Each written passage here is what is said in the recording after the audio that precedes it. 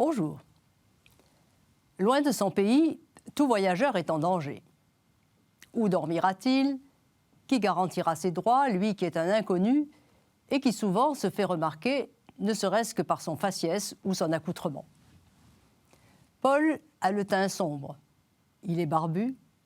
Il ne porte pas la toge. Il ne rend pas un culte aux dieux. Bref, étranger et de fait étrange, attirant les regards sur lui, suscitant la rumeur, comment Paul a-t-il pu parcourir autant de kilomètres et trouver des points de chute loin de ses terres? Des connaissances, qu'elles soient familiales, professionnelles ou amicales, sont indispensables pour voyager. Paul a un grand réseau familial réparti sur le pourtour méditerranéen, de l'Orient jusqu'à Rome.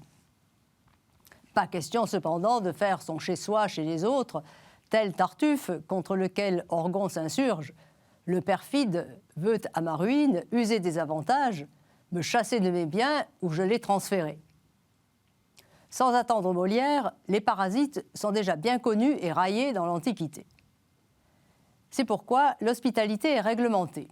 Elle est limitée à 3 jours. Elle garantit l'accueil aux voyageurs, le gîte et le couvert, et celui qui accueille se porte garant de lui devant la justice si nécessaire. Au cours de ses déplacements, Paul peut compter sur ses relations.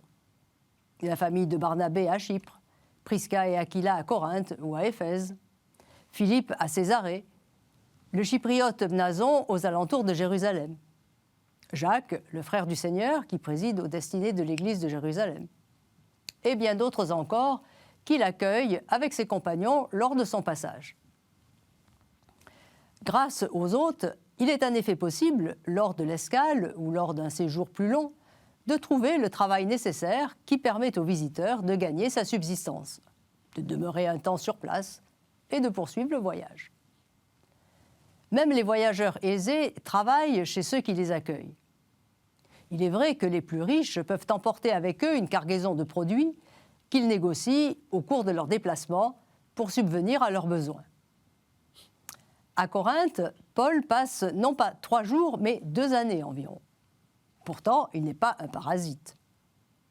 Hébergé par Prisca et Aquila dans leur échoppe, il travaille chez eux à la fabrication de tentes pour ne pas être à charge. Cependant, combien de fois doit-il changer de domicile? À la suite des troubles suscités par sa prédication à Corinthe, Paul est contraint d'aller vivre quelque temps chez Titus Justus, un craignant Dieu, qui a une maison proche de la synagogue. Puis, il réside tour à tour dans la maison de Phébé à Sancré, un des 2 ports de Corinthe, et dans la maison de Gaius, un homme riche et influent connu à Rome. C'est grâce aux hôtes que Paul non seulement peut voyager, mais aussi faire connaître la bonne nouvelle. Maître mot de la société romaine, l'hospitalité s'avère être un des piliers des fondations de Paul. À bientôt.